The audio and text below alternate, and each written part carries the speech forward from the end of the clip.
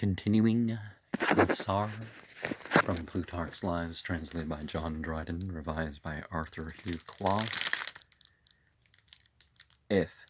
the one of them wished to make himself the greatest man in Rome, he had only to overthrow the other, and if he again wished to prevent his own fall, he had nothing for it but to be beforehand with him whom he feared. Pompey had not been long under any such apprehensions, having till lately despised Caesar, as thinking it no difficult matter to put down him who he himself had advanced. But Caesar had entertained this design from the beginning against his rivals, and had retired, like an expert wrestler, to prepare himself apart for the combat, making the Gallic wars his exercise ground. He had at once improved the strength of his soldiery, and had heightened his own glory by his great actions, so that he was looked upon as one who might challenge comparison with Pompey, nor did he let go any of those advantages which were now given him both by Pompey himself and the times and the ill government of Rome, where all who were candidates for offices publicly gave money, and without any shame bribed the people, who, having received their pay, did not contend for their benefactors with their bare suffrages, but with bows, swords, and slings, so that, after having many times stained the place of election with blood of men killed upon the spot, they left the city at last without a government at all, to be carried about like a ship, without a pilot to steer her, while all who had any wisdom could only be thankful if a course of such wild and stormy disorder and madness might, and no worse than in a monarchy. Some were so bold as to declare openly that the government was incurable by a monarchy, and that they ought to take that remedy from the hands of the gentlest physician, meaning Pompey, who, though in words he pretended to decline it, yet in reality made his utmost efforts to be declared a dictator. Cato, perceiving his design, prevailed with the Senate to make him sole consul, that, with the offer of a more legal sort of monarchy, he might be withheld from demanding the dictatorship. They, over and above, voted him the continuance of his province, for he had too Spain and all Africa. They only knew about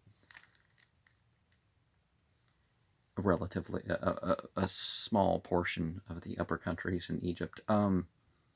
which he governed by his lieutenants, and maintained armies under him at the yearly charge of 1,000 talents out of the public treasury. Upon this, Caesar also sent a petition for the consulship and continuance of his provinces. Well, a lot of maps in that area would have put the south as the top of the map, but you know what I mean. The northernmost region there. Upon this, Caesar also sent a petition for the consulship and the continuance of his provinces. Pompey at first did not stir in it, but Marcellus and Lentulus opposed it, who had always hated Caesar, and now did everything, whether fit or unfit, which might disgrace and affront him. For they took away the privilege of Roman citizens from the people of New Comum, who were a colony that Caesar had planted in Gaul, and Marcellus, who was then consul, ordered one of the senators of that town, then at Rome, to be whipped, and told him he laid that mark upon him to signify he was no citizen of Rome, bidding him, when he went back again, to show it to Caesar. After Marcellus's consulship, Caesar began to lavish gifts upon all the public men out of the riches he had taken from the Gauls, discharged Curio, the tribune, from his great debts, gave Paulus, then consul, 1,500 talents, with which he built the noble court of justice adjoining the forum, to supply the place of that called the Fulvian. Pompey, alarmed at these preparations, now openly took steps, both by himself and his friends, to have a successor appointed in Caesar's room, and send to demand back the soldiers whom he had lent him to carry on the wars in Gaul. Caesar returned them, and made each soldier a present of 250 drachmas. The officer who brought them home to Pompey spread amongst the people to verify no very fair or favorable report of Caesar, and flattered Pompey himself with false suggestions that he was wished for by Caesar's army, and though his affairs were in some embarrassment through the envy of some, the ill state of the government, yet there the army was at his command, and if they once crossed into Italy, would presently declare for him, so weary were they of Caesar's endless expeditions, and so suspicious of his designs for a monarchy. Among this Pompey grew presumptuous, and neglected all warlike preparations, as fearing no danger, and used no other means against him than mere speeches and votes, for which Caesar cared nothing. And one of his captains, it is said, who was sent by him to Rome, standing before the Senate House one day, and being told that the Senate would not give Caesar longer time in his government, clapped his hand on the hilt of his sword and said, "But this shall." Yet the demands which Caesar made had the fairest colors of equity imaginable, for he proposed to lay down his arms, and that Pompey should do the same, and both together should become private men, and each expect a reward for his services from the public. For those who proposed to disarm him, and at the same time to confirm Pompey in all the power he held, were simply establishing the one in the tyranny which they accused the other of aiming at. When Curio made these proposals to the people in Caesar's name, he was loudly applauded, and some threw garlands towards him, and dismissed him as they do successful wrestlers crowned with flowers. Antony, being tribune, produced a letter sent from Caesar on this occasion, and read it through. The consuls did what they could to oppose it. The Scipio, Pompey's father-in-law, proposed to the Senate that if Caesar did not lay down his arms within such a time, he should be voted an enemy, and the consuls, putting it to the question whether Pompey should dismiss his soldiers, and again whether Caesar should disband his, very few assented to the first, but almost all to the latter. But Antony, proposing it again, that both should lay down their commissions, all but a few agreed to it. Scipio was upon this very violent, and Lentulus, the consul, cried aloud that they had need of arms, and not of suffrages, against a robber, so that the soldiers, for the present, adjourned, and appeared in mourning as a mark of their grief for the dissension. Afterwards there came other letters from Caesar, which seemed yet more moderate, for he proposed to quit everything else, and only to retain Gaul within the Alps, Illyricum, and 2 legions, till he should stand a second time for consul. Cicero, the orator, who was lately returned from Cilicia, endeavored to reconcile differences, and softened Pompey, who was willing to comply in other things, but not to allow him the soldiers. At last Cicero used his persuasions with Caesar's friends to accept of the provinces, with 6,000 soldiers only, and so to make up the quarrel, and Pompey was inclined to give way to this, but Lentulus, the consul, would not hearken to it, but drove Antony and Curio out of the Senate House with insults, by which he afforded Caesar the most plausible pretense that could be, and one which he could readily use to inflame the soldiers, by showing them 2 persons of such repute and authority who were forced to escape in a hired carriage, in the dress of slaves, for so they were glad to disguise themselves when they fled out of Rome. There were not about him at that time above 300 horse and 5,000 foot. For the rest of his army, which was left behind the Alps, was to be brought after him by officers who had received orders for that purpose, but was to be brought after him by officers who had received orders. But he thought the first motion toward the design which he had on foot did not require large forces at present, and that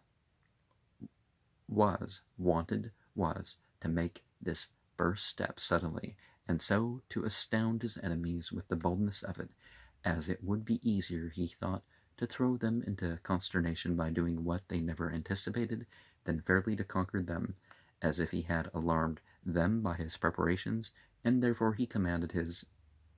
captains and other officers to go only with their swords in their hands, without any other arms, and make themselves masters of Ariminum, a large city of Gaul, with as little disturbance and bloodshed as possible.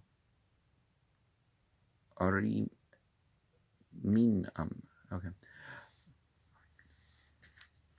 He committed the care of these forces to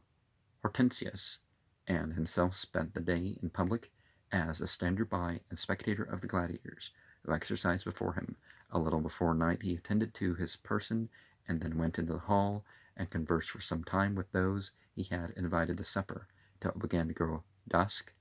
when he rose from the table, and made his excuses to the company, begging them to stay till he came back, and having already given private directions to few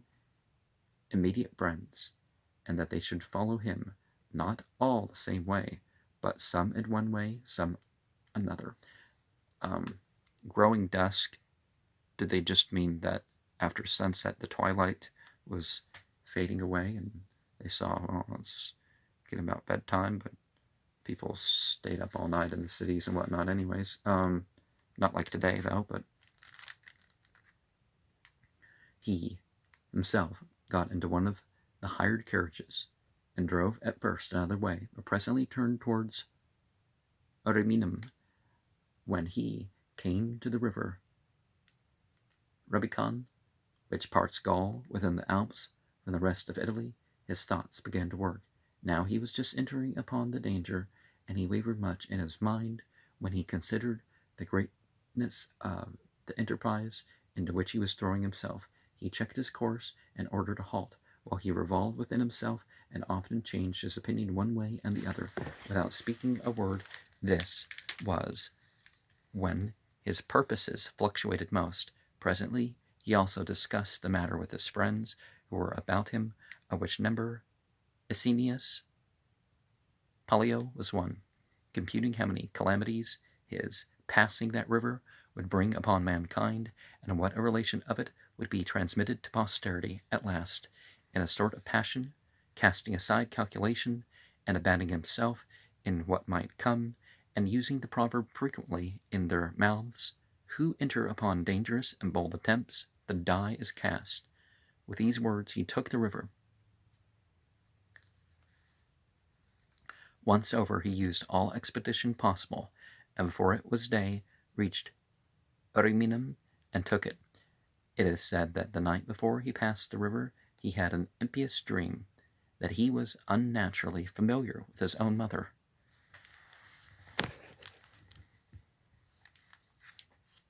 Okay, but perhaps it's something that people suggested to, that sometimes people get dreams from demons, and they're supposed to, keep them secret. But that does sound like something he would have to deal with, right? As soon as Riminum was taken, wide gates, so to say, were thrown open to let in war upon every land alike in sea, and with the limits of the province, the boundaries of the laws were transgressed.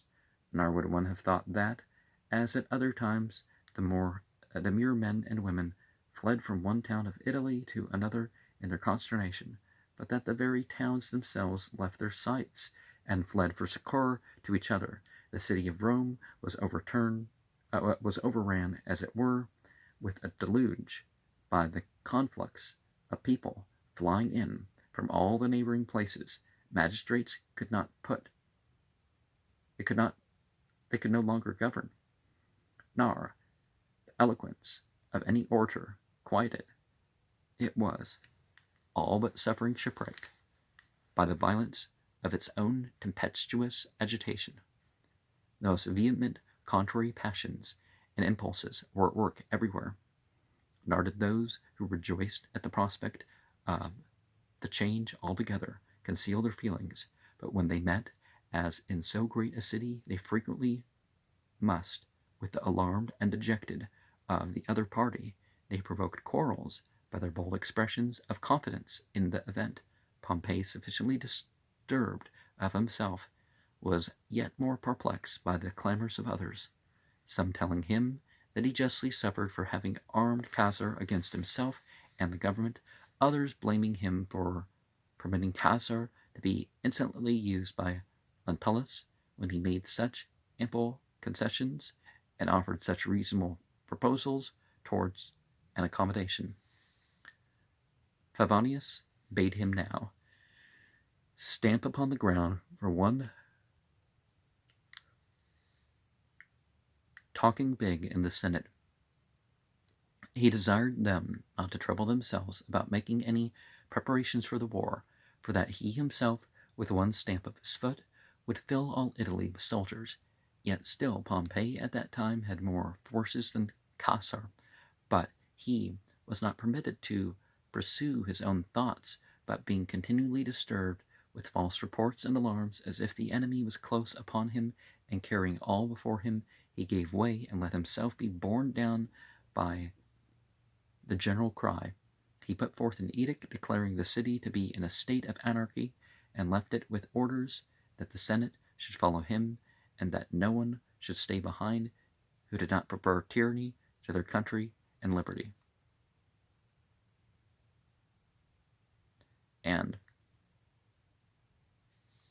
in reality, that anarchy would be the furthest right, because, like, no government. But yeah, that's a form of tyranny too. In the middle, you have if democracy, unchecked democracy is like what popularity decides right and wrong. Decides whatever they can stir up the populace to do, they're going to do. That's often not right. So the correct government's some mixed of things, but not beginning, middle, or end, really. Furthest left wing. I'm not talking about this misuse of the term, like, oh, it's the, some political party or something like that. No. The consuls at once fled without making even the usual sacrifices. So did most of the senators, carrying off their own goods in as much haste as if they had been robbing their neighbors. Some, who had formerly much favored Caesar's cause, in the prevailing alarm, quitted their own sentiments, and without any prospect of good to themselves, were carried along by the common stream. It was a melancholy thing to see the city tossed in these tumults like a ship given up by her pilots, and left to run, as chance guides her, upon any rock in the way. Yet in spite of their sad condition, people still esteemed the place of their exile to be their country for Pompey's sake, and fled from Rome as if it had been Caesar's camp. Now, gangs would naturally bring it a little bit to the left pretty quick, right? Labienus, even, who had been one of Caesar's nearest friends and his lieutenant, and who had fought by him zealously in the Gallic wars, now deserted him and went over to Pompey. Caesar sent all his money and equipage after him, and then sat down before Corfinium, which was garrisoned with 30 cohorts under the command of Domitius. He, in despair of maintaining the defense, requested a physician, whom he had among his attendants, to give him poison, and taking the dose, drank it in hopes of being dispatched by it. But soon after, when he was told that Caesar showed the utmost clemency towards those who he took prisoners, he lamented his misfortune and blamed the hastiness of his resolution. His physician consoled him by informing him that he had taken a sleeping draught, not a poison, upon which, much rejoiced, and rising from his bed,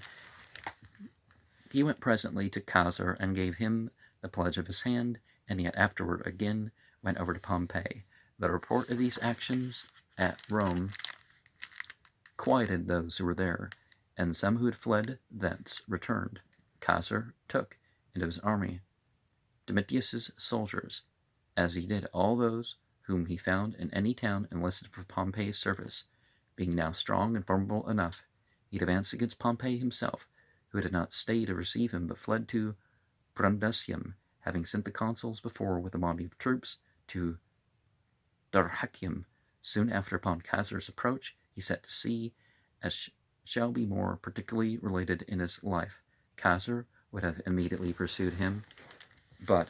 wanted shipping, and therefore went back to Rome, having made himself master of all Italy without bloodshed in the space of 60 days. When he came thither, he found the city more quiet than he expected, and many senators present, to whom he addressed himself with courtesy and deference, desiring them to send to Pompey about any reasonable accommodation toward a peace. But nobody complied with this proposal, whether out of fear of Pompey, whom they had deserted, or they thought Caesar did not mean what he said, but thought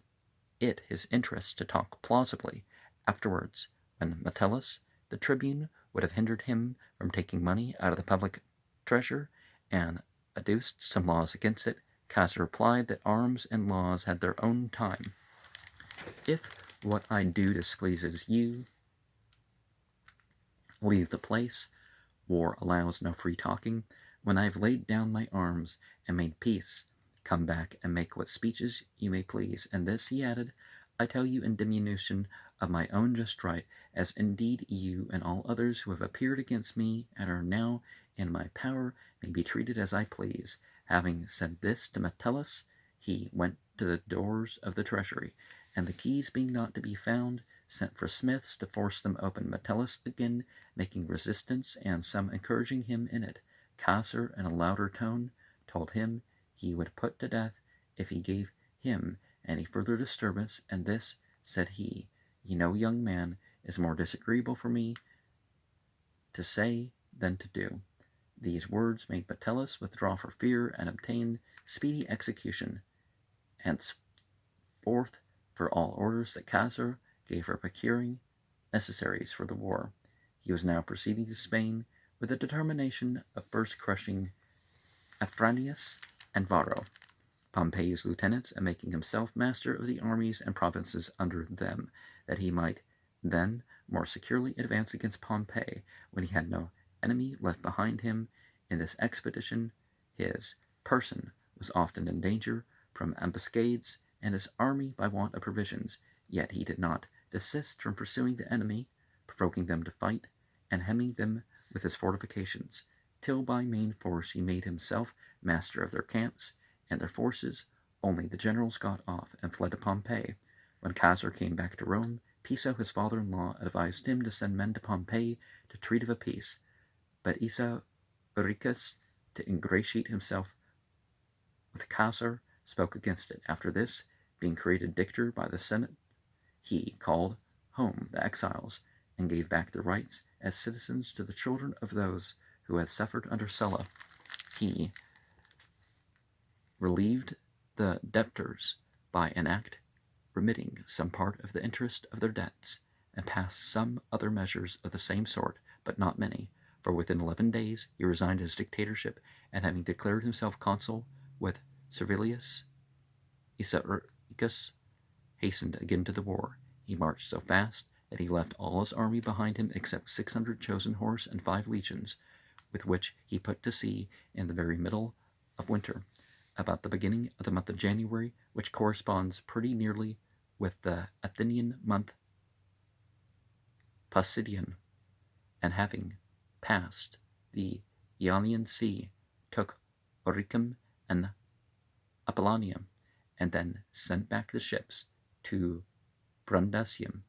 to bring over the soldiers who were left behind in the march. They, while yet on the march, their bodies now no longer in full vigor, and they themselves, weary with such a multitude of wars, could not but exclaim against Caesar, when at last, and where will this Caesar let us be quiet? He carries us from place to place, and uses us as if we were not to be worn out, and had no sense of labor. Even our iron itself is spent by blows, and we ought to have some pity on our bucklers and breastplates, which have been used so long. Our wounds, if nothing else, should make him see that we are mortal men whom he commands, subject to the same pains and sufferings as other human beings. The very gods themselves cannot force the winter season, are hindering the storms in their time, so it wouldn't be what I would call a god, right? Yet he pushes forward as if he were not pursuing, but flying from an enemy. So they talked as they marched leisurely toward Brundusium, but when they came thither and found Caesar gone off before them, their feelings changed, and they blamed themselves as traitors to their general. They now railed at their officers for marching so slowly, and placing themselves on the heights overlooking the sea towards Epirus, they kept watch to see if they could espy the vessels which were to transport them to Caesar. He, in the meantime, was posted in Apollonia, but had not an army with him able to fight the enemy, the forces from Brundusium being so long in coming, which put him to great suspense and embarrassment what to do. At last he resolved upon a most hazardous experiment, and embarked without any one's knowledge in a boat of 12 oars to cross over to Brundusium through the sea. Was at that time covered with a vast fleet of the enemies. He got on board in the night time, in the dress of the slave, and throwing himself down like a person of no consequence, lay along the bottom of the vessel. The river Aeneas was to carry them down to sea, and there used to blow a gentle gale every morning from the land, which made it calm at the mouth of the river by driving the waves forward. But this night there had blown a strong wind from the sea, which overpowered that from the land, so that where the river met the influx of the sea water and the opposition of the waves, it was extremely rough and angry, and the current was beaten back with such a violent swell that the master of the boat could not make good his passage, but ordered his sailors to tack about and return. Caesar upon this discovers himself, and taking the man by the hand, who was surprised to see him there, said, "Go on, my friend, and fear nothing. You carry Caesar and his fortune in your boat." The mariners, when they heard that, forgot the storm, and laying all their strength to their oars, did what they could to force their way down the river. But when it was to no purpose, and the vessel now took in much water, Caesar, finding himself in such danger in the very mouth of the river, much against his will, permitted the master to turn back. When he was come to land, his soldiers ran to him in a multitude, reproaching him for what he had done,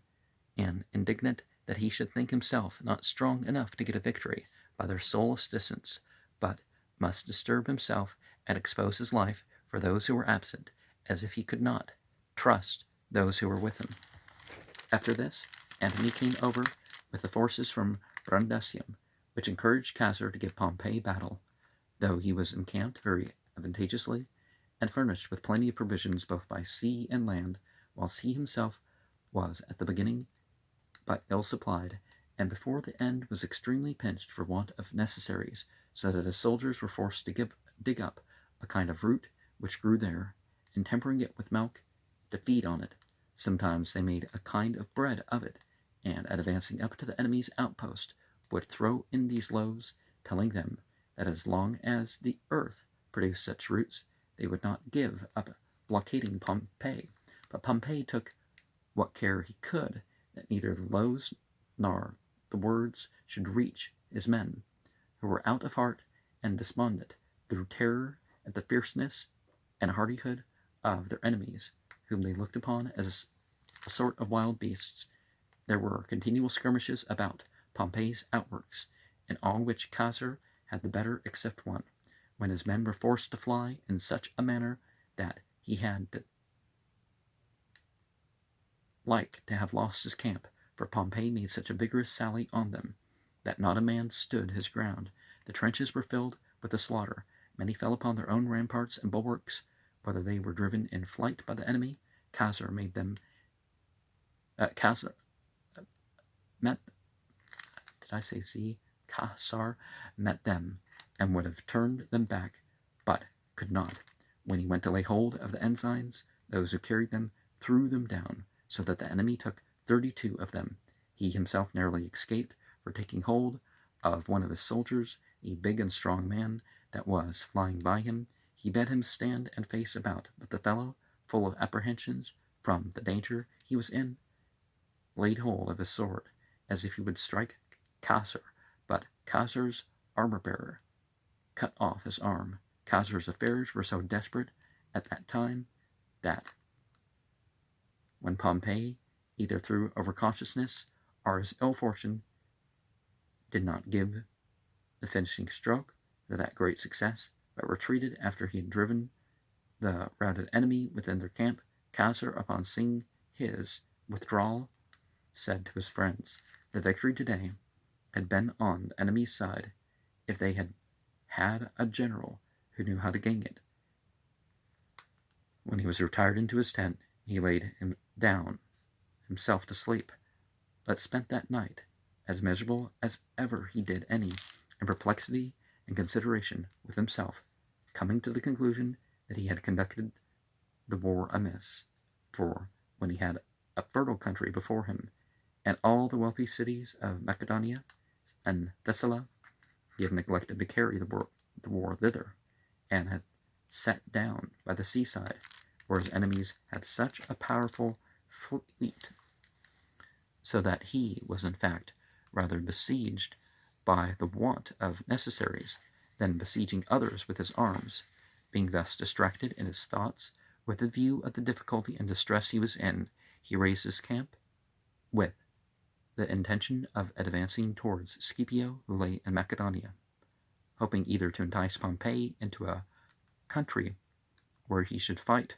without the advantage he now had of supplies from the sea, or to overpower Scipio. If not assisted, this set all Pompey's army and officers on fire to hasten and pursue Caesar, whom they concluded to be beaten and flying. But Pompey was afraid to hazard a battle on which so much depended, and being himself provided with all the necessaries for any length of time, thought to tire out and waste the vigor of Caesar's army, which could not last long. For the best part of his men, though they had great experience, and showed an irresistible courage in all engagements, yet by their frequent marches, changing their camps, attacking fortifications, and keeping long night watches, were getting worn out and broken, they being now old, their bodies less fit for labor, and their courage also beginning to give way with the failure of their strength. Besides, it was said that an infectious disease occasioned by their irregular diet was prevailing in Caesar's army, and what was of greatest moment, he was neither furnished with money nor provisions, so that in a little time he must needs fall of himself. For these reasons Pompey had no mind to fight him, but was thanked for it by none but Cato, who rejoiced at the prospect of sparing his fellow citizens, for he, when he saw the dead bodies of those who had fallen in the battle on Caesar's side, to the number of 1,000, and turned away, covered his face, and shed tears. But everyone else upbraided Pompey for being reluctant to fight, and tried to goad him on by such nicknames as Agamemnon and King of Kings, as if he were in no hurry to lay down his sovereign authority, but was pleased to see so many commanders attending on him and paying their attendance at his tent. Flavonius, who affected Cato's free way of speaking his mind, complained bitterly that they should eat no figs even this year at Tusculum, because of Pompey's love of command, Afranius, who was lately returned out of Spain, and on account of his ill success there, labored under the suspicion of having been bribed to betray the army, asked why they did not fight this purchaser of provinces. Pompey was driven against his own will by this kind of language into offering battle, and proceeded to follow Caesar. Caesar had found great difficulties in his march, for no country would supply him with provisions, his reputation being very much fallen since his last defeat. But after he took Gomphi, a town of Thessaly, he not only found provisions for his army, but physic too, for there they met with plenty of wine, which they took very freely, and heated with this, sporting and revelling on their march with a bacchanalian fashion, they shook off the disease, and their whole constitution was relieved and changed into another habit. When the two armies were come into Pharsalia, and both encamped there, Pompey's thoughts ran the same way as they had done before against fighting, and more because of some unlucky presages and a vision he had in a dream. And in some way or another, it's always